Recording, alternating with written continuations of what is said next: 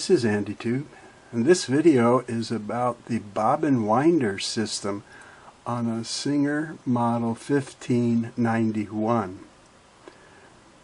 And I'm going to make the video in chapters, and I'm going to start for those of you who came here just to see how to wind a bobbin on this.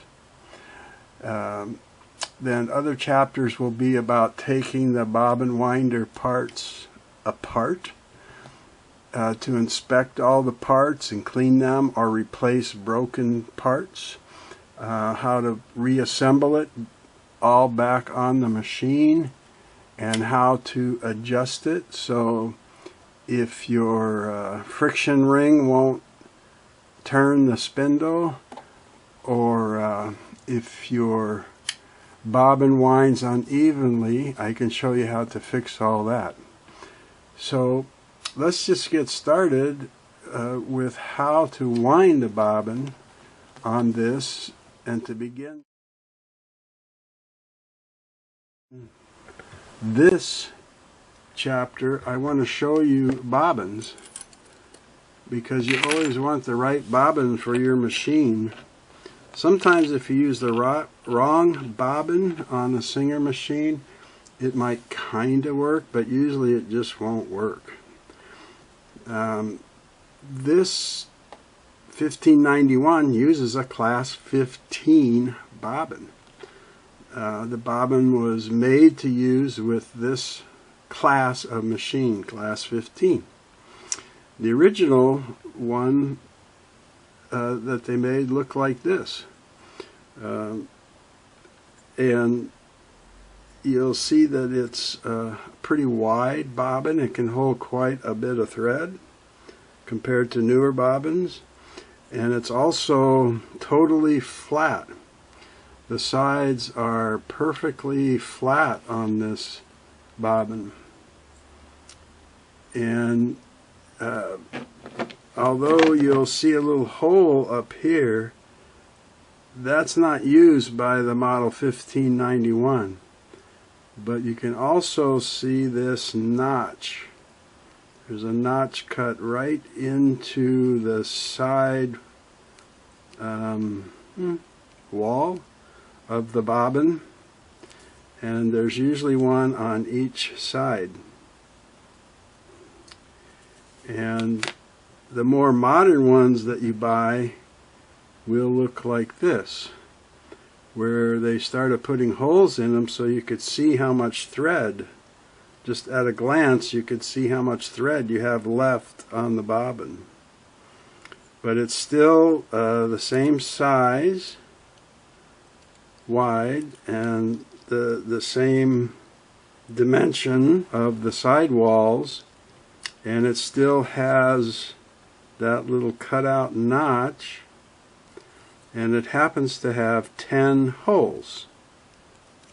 Okay, and then even later than this, on modern class 15 bobbin machines, they make a plastic bobbin, and it again still has the flat sides, and it's the same width. Sometimes you'll find them a little tiny bit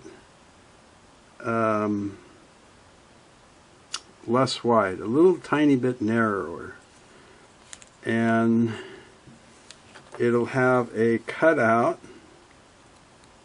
like the older ones.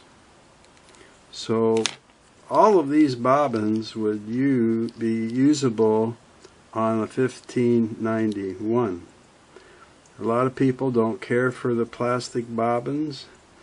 I use the plastic bobbins on a lot of class 66 machines, like the Slant-O-Matics, 401s, 404, the Rocketeers, and I've never had a problem with class 66 bobbins. Speaking of a class 66, here's a class 66 plastic bobbin. Okay, and this is what came from the factory with a Slant-O-Matic 401. But if we look at them, they're not quite as wide. They don't hold quite as much thread. But the side, instead of being flat, is curved. So some people say they have a flying saucer look. They have a upside down teacup saucer look to them. So where the 15 is flat, these are curved. Can't really use this on your 1591. And that originally came as a solid metal with one hole, which I don't have any. These are the modern metal ones that a lot of people prefer. It has 3 viewing holes to see how much thread you have, and one little pinhole for some Class 66 machines. But again, these Class 66 bobbins that are narrower and have the curved sides cannot be used with your machine. And some people see this bobbin online and order it thinking that that's for the model 15, but that's actually for the 221 featherweight and the 301 slant needle. And a couple ways to tell that is it's much narrower. It's a much narrower bobbin. You know, it'll fit right inside the other one.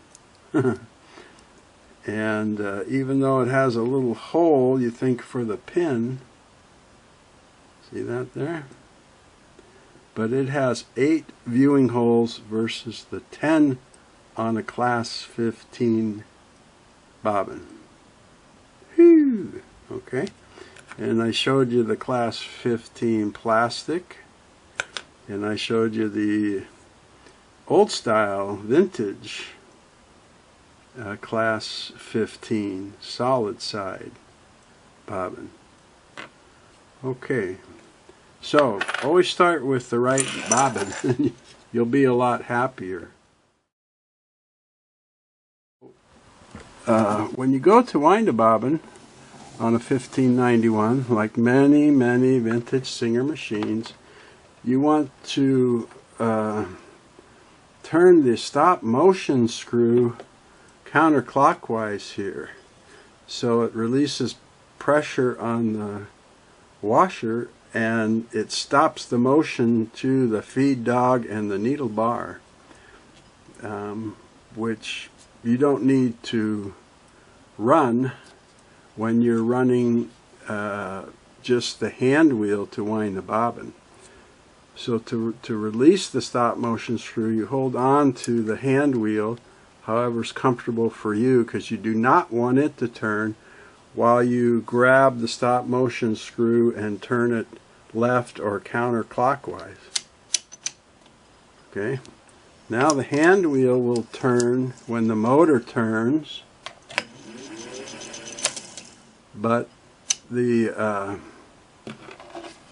feed dog system and the needle bar system won't be moving. So that's the first thing we want to do. Okay, to start winding the bobbin now, we're going to put our thread onto the bobbin winding spool. You got your own special spool here, which is really nice, and there's an advantage to that I'll explain later. And you should always use a felt. You should always use something to let the spool ride on, and also to protect the finish of your machine. Then you want to bring that thread under and up through the bobbin winder tension disc right there. That puts the right amount of tension onto the thread on its way to winding. Then we're going to take our bobbin, and you remember that little notch I told you about, and the little pin on the spindle, the bobbin positioning pin.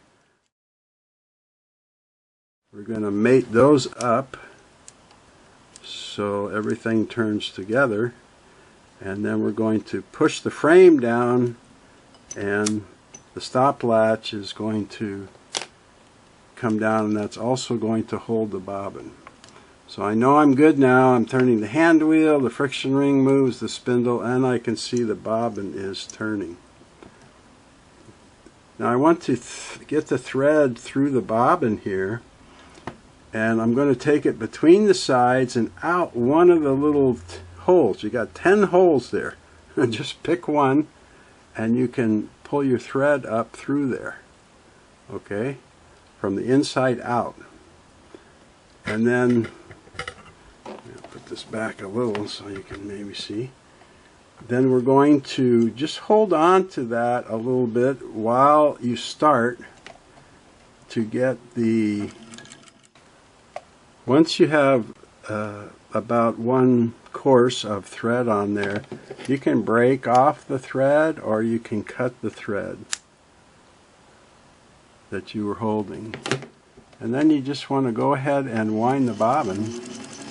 Now if you would like a full wind, then just run until it fills up, and it'll push the stop latch up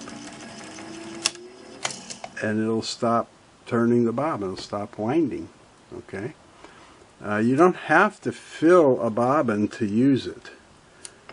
You know, if you have a smaller project and you know you don't need, 40 yards of bobbin thread or something, you can just wind what you want and be done with it. Now you should see it going back and forth evenly so that the thread is dispersed across the barrel of the bobbin evenly. And I can see that this one is favoring the left side of the bobbin here.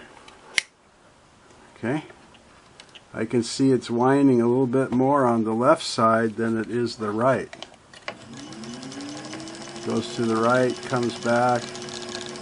It's getting a little bit smoother now, just favoring a little.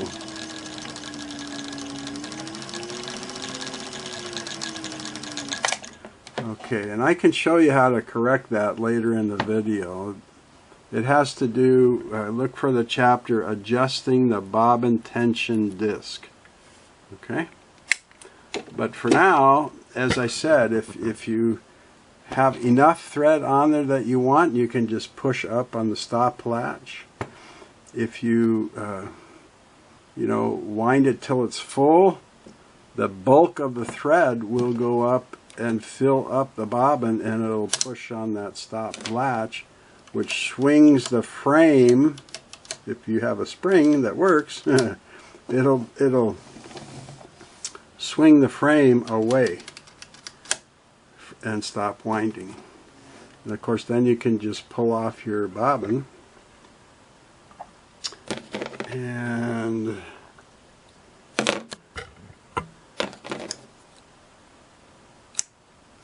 you're set to go. Okay, I mentioned about one of the things about having an advantage for this, and what that is that when you have this kind of a setup, and it's on a few other machines, you can wind a bobbin while you're sewing. If you have a spool of bobbin thread here and extra bobbins, you can set it all up, and what you do is you do not turn the stop motion screw. You leave it where it was so that your feed dog and needle bar and everything, the machine works as normal, and when you're over sewing on your project, you can be winding a bobbin. And if you want to fill a bobbin, it'll stop. The latch will kick up and it'll stop winding when it's full, and you can just be sewing away the whole time. Okay, in this case where we didn't do that, we turned the stop motion knob to stop the motion to the needle bar and the feed dog, when you're done sewing, or I'm sorry, when you're done winding the bobbin, you want to hold on to that hand wheel again and now turn that stop motion knob to the right or clockwise. And you'll feel it kind of bear down on that clutch washer inside. And then it'll stop turning. Now you have full motion. You're no longer stopping, so your needle bar would go up and down, your feed dog would work. But if you did want to wind a bobbin, you just put it on here and oops, wrong one, where's it?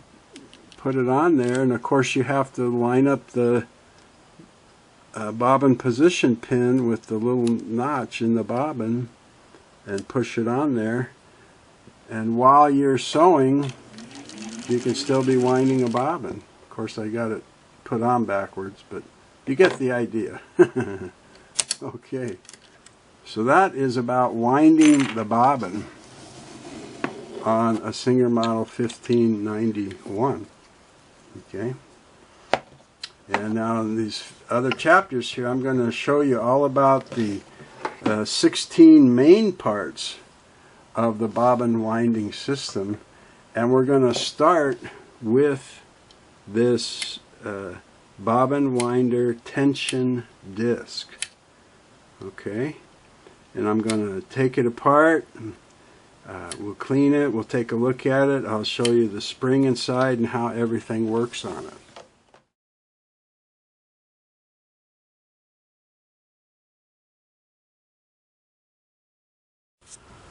Okay, in this chapter I'm going to be removing the bobbin winder tension disc assembly. If you saw the earlier chapter, this is where you run your thread underneath and up behind, and then up to the bobbin on the spindle, and this creates a little bit of tension on the thread so that it just keeps pulling smoothly off of the spool of thread. So it's got a little spring in there that puts just a little bit of tension on there. And to start it, I'm going to take out this tension disc screw. It's what kind of holds some pieces to the bracket back here.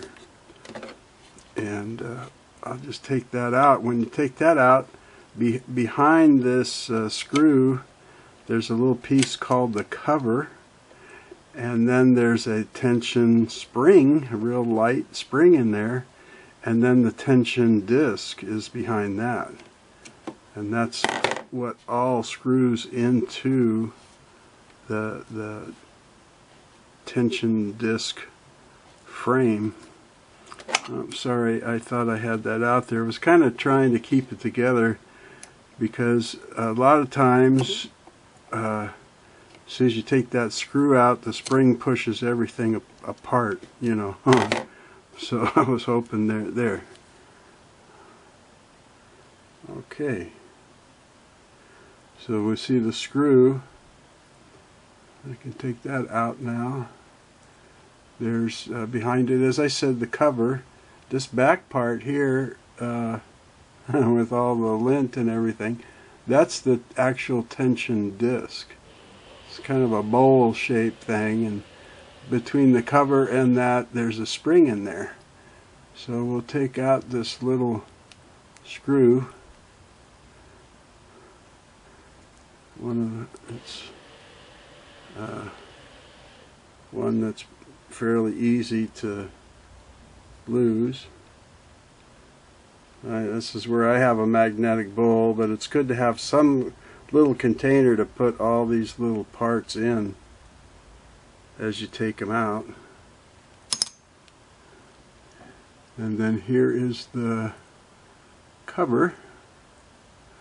Oh yeah, there's lint in here. This is why it's good to take these apart once in a while and clean it out, because if you get enough lint, Yeah, see that? You start losing the tension on the disc in the back. There's the little cover. It's just got a recessed area to hold the screw, and on this side it slips into the spring. Then here is the little spring.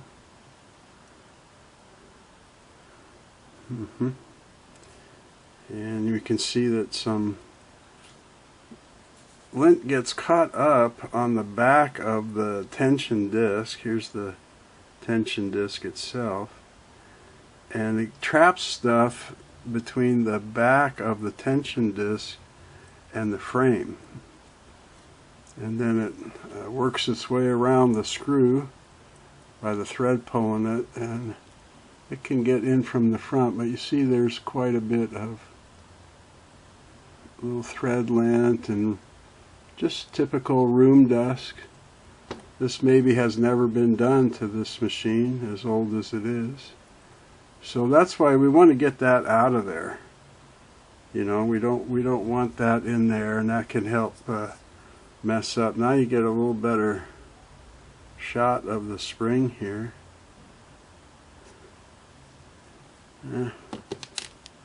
It's just a very lightweight. Got about 3 coils to it, a thin, very lightweight, but it's enough. You don't want to put enough tension to slow down the thread, but just to keep it from unwinding unevenly from the spool, and to keep it lined up with the bobbin. Now normally there's 3 more pieces. We've got the bracket, and we've got the bracket screw, and there's supposed to be a washer that goes between the screw and the bracket, and I don't see it here unless it's a lot smaller than I think. Let's see if I can get this off here for you. This one's kind of at a bad angle. I tilted the machine up so you could see me take the, there we go. Yeah, I'm not seeing a washer here.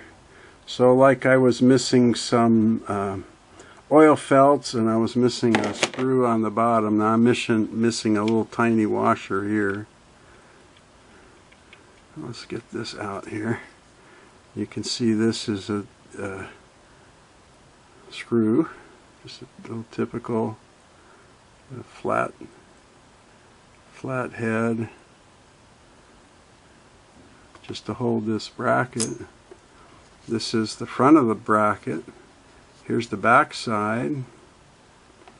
It has the part number and Semanco stamped into it. And you can see that slot where the screw goes. And then it has a little guiding pin that's just stamped through from the top, so it sticks out the bottom a little bit.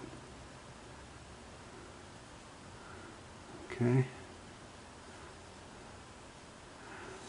Let me put this machine down here, and I'll show you why there's a slot in the back of that bracket. Instead of just having a hole for the screw, there's a slot.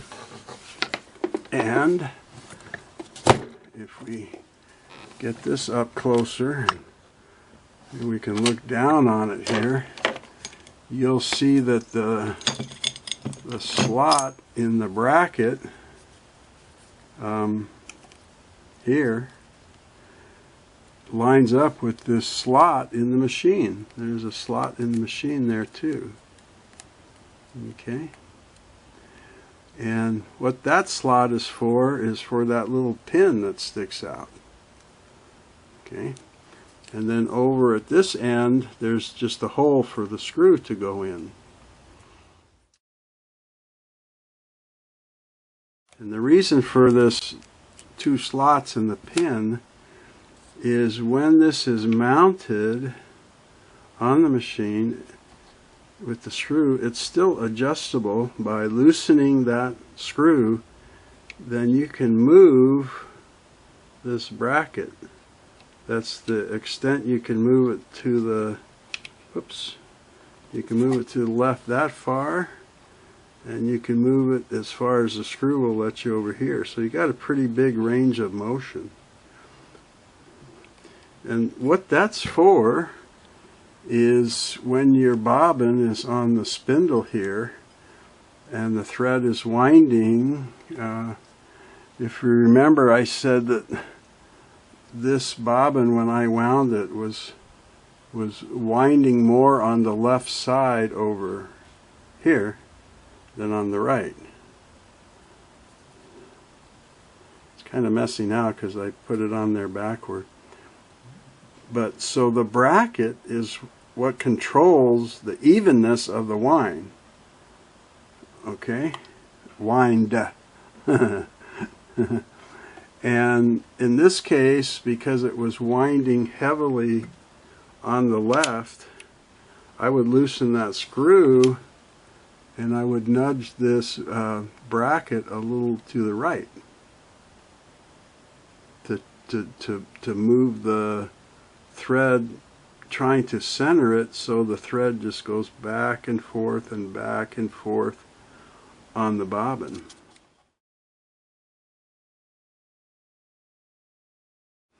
And if you go a little too far to the right, of course, it'll start winding and piling up on the right side of the bobbin. So you can adjust this back and forth to hit the spot.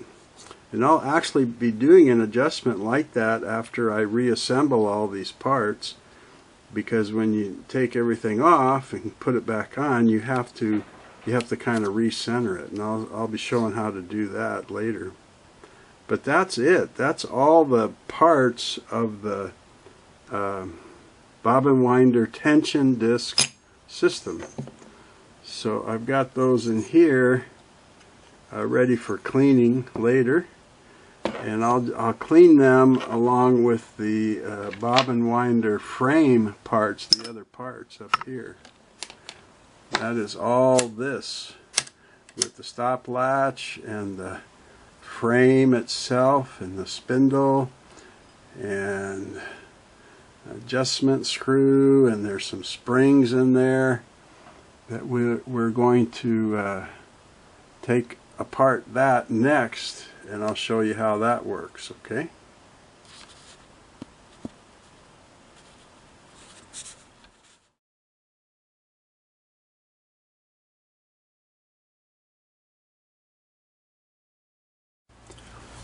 Okay, in this section, our chapter, I'm going to be removing and disassembling the bobbin frame, a bobbin winder frame.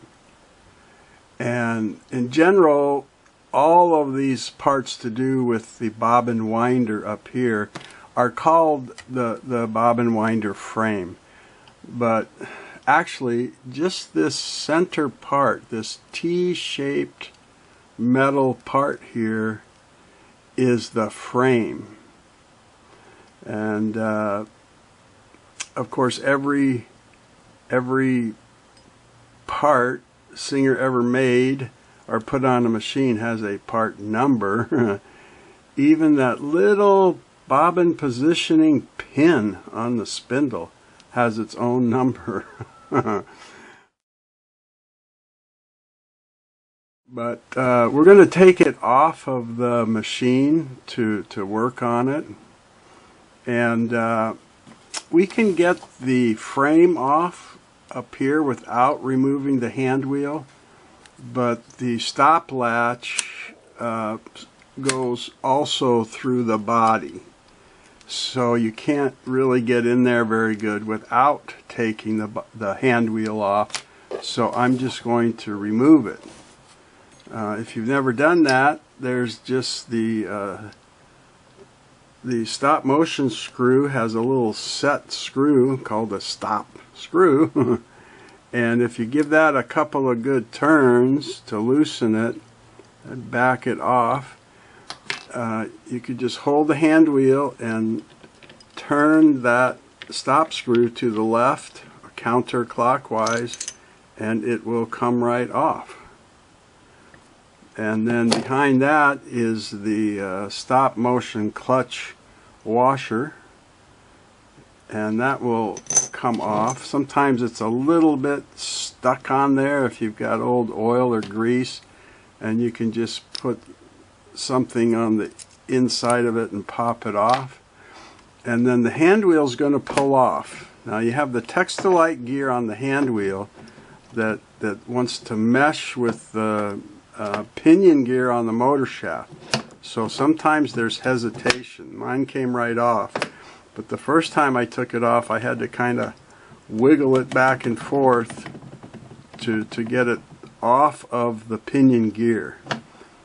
And you be a little careful with that. You don't want to damage your Textilite gear. Okay, then we can put those parts out of our way, and now we can get a better look at these screws that hold the bobbin winder parts on here. And the first thing I'm going to take off is the frame itself, which also has a tripping arm and a couple of springs. And well, it's got one spring, and it has the spindle, the pulley, and the friction ring. And I think I'll just take the friction ring off now, since it's screwed on and tight. To do this, you just kind of peel it off. You may find this is hard and cracked. Yours may be missing.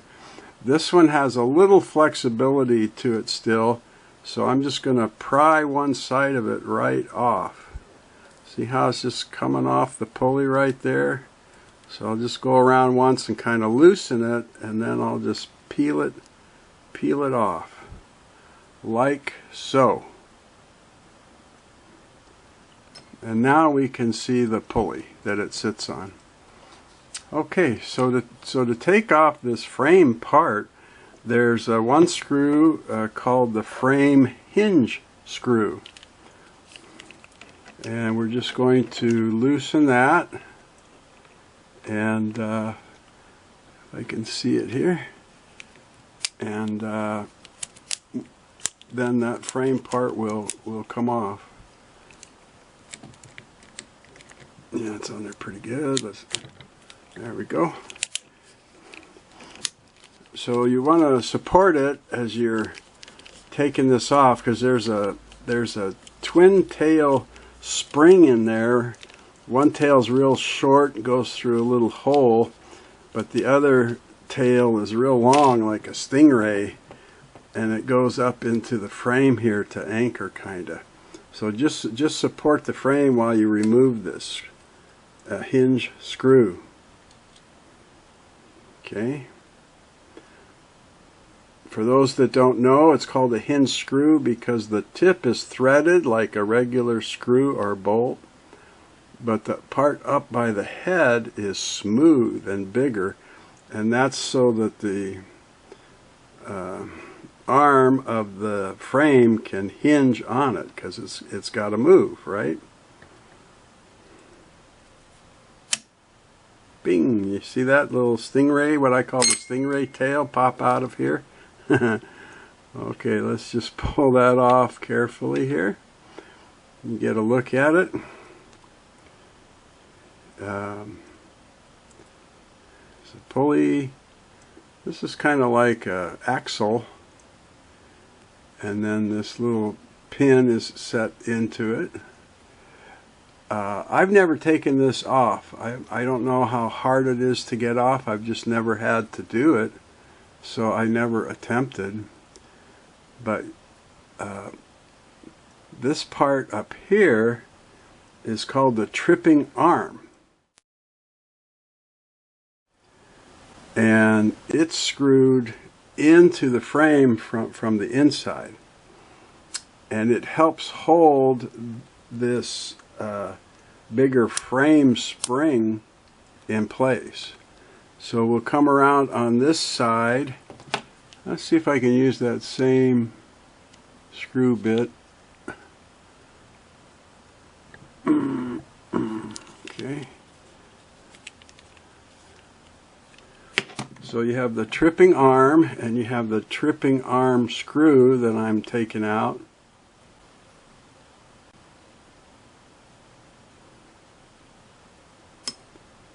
Okay, so here's the tripping arm. Now here's one of these little, I call them twin tail screws just because they have two little tails. They don't end in smooth little curves. And it's set down in this recessed area, and the little tail pokes through a hole right there. So you can lift this out. It's kind of locked in there when it's put in. See that recessed area up here? So it'll spring out of there, and then you can just kind of wiggle it and lift it up. There's the little tail when I'm talking about a tail. Okay, 3 big coils. It's a strong spring because it has to move the frame. And there's the recessed area that it sits in with the little hole. And then you've got the, kind of like I call the axle, with the spindle end and the pulley end. Okay?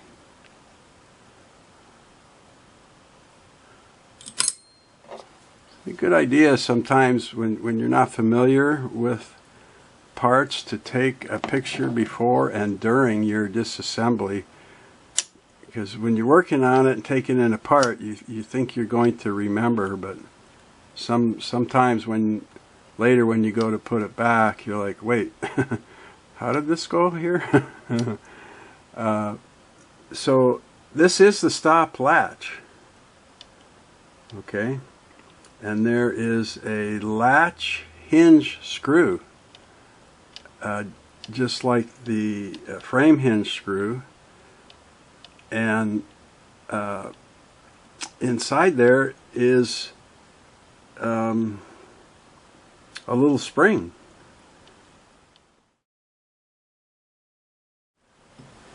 So let's go ahead and take this off. You see how, you know there's a spring, right? You can, okay. And this is a twin tail again. It's got 2 tails, but they're both little. They're both small little tails. No big stingray tail like that frame spring. Of course, this hinge screw is going to be a lot smaller, and the hinge area up by the head is a lot smaller, a lot narrower, because just this thin piece here has to hinge on it. It's not like the frame that had a big old piece, wide piece to hinge on it. Okay, and then let's go ahead and pull this off. And there's a little spring in there, recessed area with the spring. I'll just show you this first. It also has a slight recess here where the parts go, and I'm hoping you can see that little hole right there where one of the spring tails pokes through to anchor, because the spring has to be anchored on something so that when it moves it pushes on the coil and pushes back, right? There's the part number in there.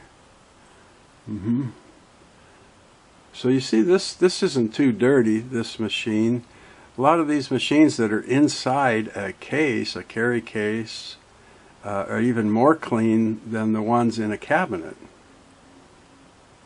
And this will clean up nice. I'll show you how to clean parts here. But we got to take a look at this. We got to pull out this little spring here, the tripping arm spring. I'm going to just try and grab that little tail, and there it is. You see the other tail on the other side. So this has tails that are opposite, like top and bottom, or side to side, whatever you want to call it, and on opposite sides. So both ends are anchored, so when you push it down, it's got tension. When the tripping arm releases everything and it pops up, it's got tension the other way. And since there's a little tail, you know that in here somewhere is another little hole for that tail to go into. So let's get this out of the way now, and we'll take a look and inspect our parts and make sure that nothing is broken, and then we can clean it and put it back together. Right, so we've got the frame with the pulley and the spindle. Looks good. Got some minor little paint chips on it, but it's fully functional. Spins easy. Got the tripping arm.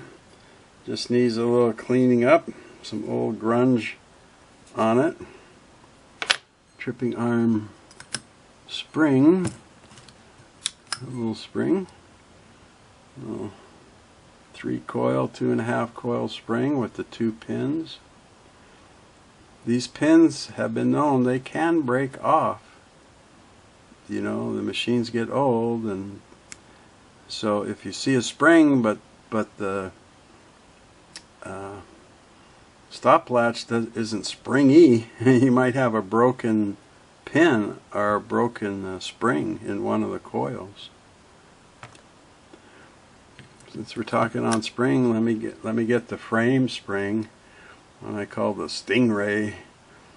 Has the shorter pin on one side and that long pin out. 3 coils, very strong. Nothing bent, nothing broken, just a little grimy.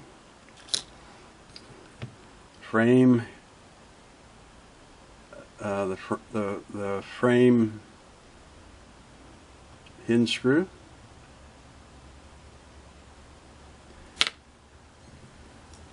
And the latch hinge screw, stop latch hinge screw. Alright, you see all that? These are all looking good. They're looking good. They're in good condition, just a little dirty. This is the tripping arm screw. Holds the tripping arm. Here's the stop latch. That tripping arm, they also call that the adjusting screw. And I'll show you how we adjust that tripping arm. Here's the stop latch. And here is the friction ring. Friction ring, parenthesis, rubber. And you notice that it's gray. All replacement rings now are black. But Singer had black, and Singer had gray. I've seen a pale blue, and I've seen green. And I've seen kind of beige on some of the slant-o-matics. So we may replace this. The problem is they get hard and they get worn down a little bit, and they don't grab the back of the hand wheel as good. So we'll talk about all that.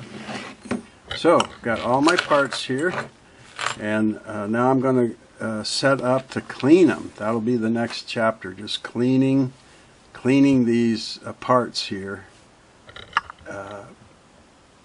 Now that we've got them off and we've got them inspected.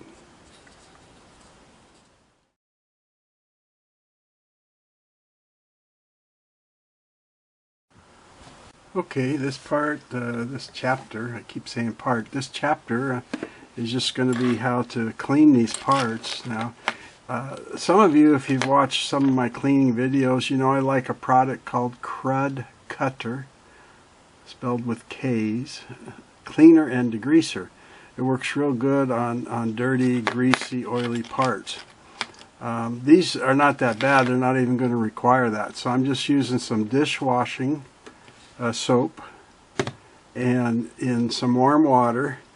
And I'm going to put all those parts from the frame, except the frame, just put them in there and let them soak for a while and get any dirt and oil loosened up.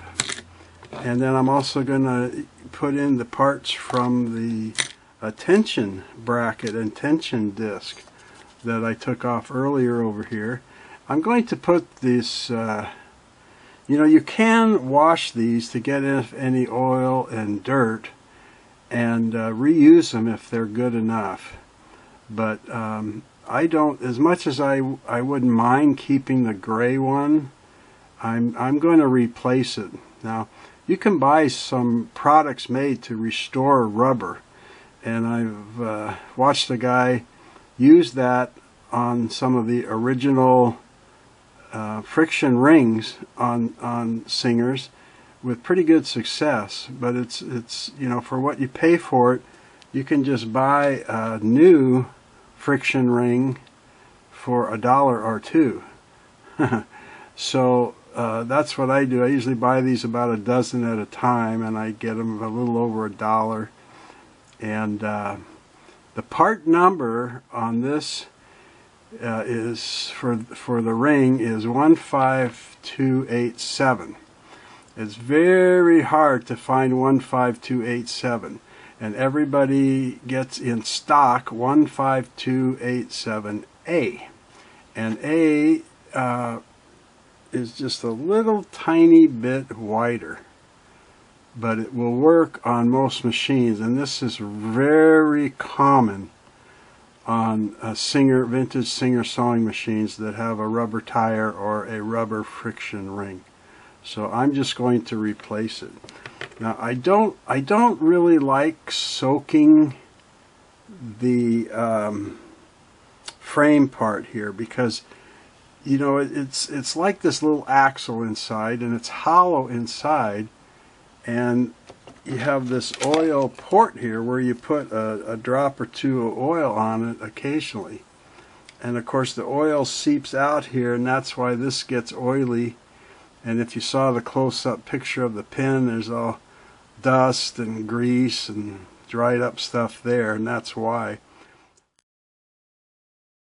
But if you soak this in water, that's going to get full of water. And then you got to try and rinse it out. Then you got to be sure it's dry, and then you've got to, you know, put oil and oil and oil to flush it out. On painted machines, you can use alcohol, a couple drops of alcohol in there to clean it, or a drop of Crud Cutter if it's real nasty. But on these black machines, they have a, you know, whatever this shellac or whatever it is, alcohol is not good for that. So rather than soak this, I'm going to just dip a brush in the soapy water and kind of clean it up outside. You can also clean the inside with fresh oil. I mean, I've had these where they won't turn. and you put a few drops of oil in there, and you start working it, and it gets free, and then it starts spinning. And if you keep putting oil and spinning it, all the gunky oil will come out on the ends of the frame. But this one is not bad. It's a little bit, but it's not bad. So I've got some brushes. I've got a steel detail brush that was 2 for $1, and I've got some old toothbrushes and stuff, and even new toothbrushes I bought at the dollar store, you know, where you get 4 or 5 for $1. And I'm just going to put this soapy water on there, and I'm just going to clean, especially this end around the spindle end, because oil seems to leak out there quite a bit and accumulate there, and then you get all the dust and lint. You know, if you sew with thread, especially in this day and age of this machine, most of the thread was cotton, some silk and cotton. And even the best quality of a cotton thread can throw off lint. So you'd be surprised how much lint can be around your machine. And so it does accumulate, it sticks in the oil and so forth. I'm having a little trouble, so I am going to go with my steel brush, trying to avoid any of the finish and just stay on the shiny metal here to try and get that cleaned up good. I can see it's starting to get better here. When you are finishing up the machine and whenever you oil this spindle, you do not want to get oil on the tire, of course, on the friction ring, because then you're going to spread it to the back of the hand wheel, and then your friction ring is going to slip and stuff on the hand wheel, and so you want to avoid that. So when you do put oil on here and spin it around, I usually spin it by hand and kind of shake it down, and any that does leak out just wipe up with a rag, and then go ahead and run it against the hand wheel to spread the oil, you know. This is cleaning up a little bit, and if the light is right, you can see the little hole in the frame for the tail of that spring, you know.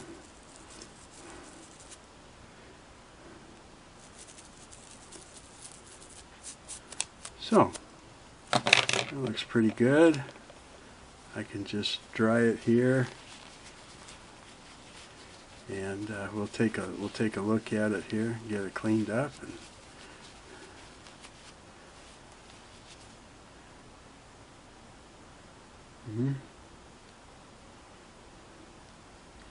make sure that this is not. This is actually this is a little gunk right there. It looks more like the paint has been rubbed there, so the shine is off, yeah.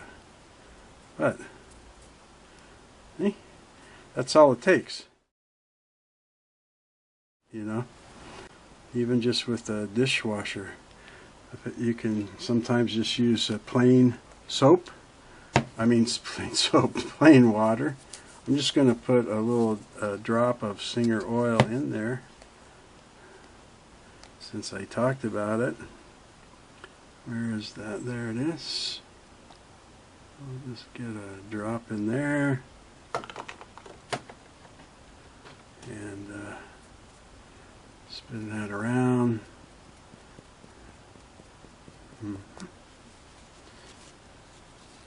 Now, I didn't have any rust on this machine anywhere that I could see, and especially I didn't have on these bobbin winder parts. And sometimes machines that have been stored in attics and basements and garages and stuff like that, especially in more humid climate, they can get rust on them.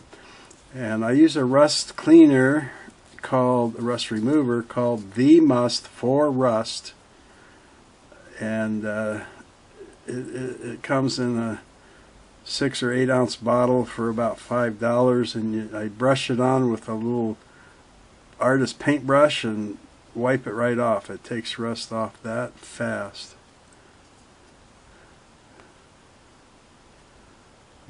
Yep. Okay, so I'm good with that. Now let's just take a look at these other parts that have been soaking now for a while, and some of them just the soaking and rinsing is going to be enough. You know, if there is oil or stuff built up, you can just brush them.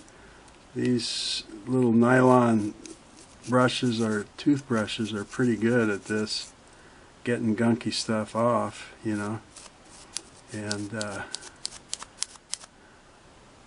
you can use cotton Q-tips. I've got something stubborn going on right there in the indentation hole. Some of the paint has worn off back there. let's look at this. There we go. This was a little grungy looking too, and it's come right off. So any kind of a dish soap, you know, they're all made to break up grease and stuff from your dishes. So most of them will work just fine for this. There's the stop latch, pretty chrome. Now this is the stain in here I wanted to see. And I think even just a nylon brush is going to get it off. Just soaking there for a few minutes, yeah. See that? So here's some tougher spot in here where that spring has rubbed on it for years. And little oil fumes and lint and dust have gotten in there. That's a little tougher to get out. I don't have a problem with using the wire brushes on these metal parts. They'll come right up. Now, if I had a whole bunch of these, I'd just put them in my little sonic cleaner, you know. But it's usually not worth getting it out and setting it up and everything just for one tension assembly or bobbin winder assembly, stuff like that. Let's see how the springs are. Got two of them stuck together there. So, very easy to do, right? Now what I do is, after I inspect them all and brush them, is I drain off the water through a strainer, and then I'm going to rinse them with plain water. And then I always dry them right away with a hair dryer. If you have a heat gun, you know, usually that's pretty hot, but if you're careful with a heat gun, you can use that. I'm just in the habit of using an old hair dryer. A little noisy, but it goes pretty quick. And let's get even these little screwdrivers here. Sometimes stuff gets in the thread of screws, and that's a good place to look for rust too. But that product, the Must for Rust, it's made by Rust-Oleum, who also makes the Crud Cutter Cleaner and Degreaser, and it's a very nice product. But there's other, you know, there's other degreasers and there's other rust removers, you know, so you use what you have, right? These little tiny screws even. Okay, you can see the water's just a little bit cloudy, or maybe you can. You know, it's a little bit dirty, but this sure was not in bad shape at all, these parts. There's that last little cover, spring cover for the tension bracket. Okay, so I'll put that aside, and I will get a sieve here, a strainer, and I'll put it over a cup, and I'm going to put all these little parts in here. If you let them stay dry with the soap residue, they will get sticky, so you don't want that. Just make sure you get the springs and the little screws too, and then I'll just put them in here, and just pour some fresh water over them.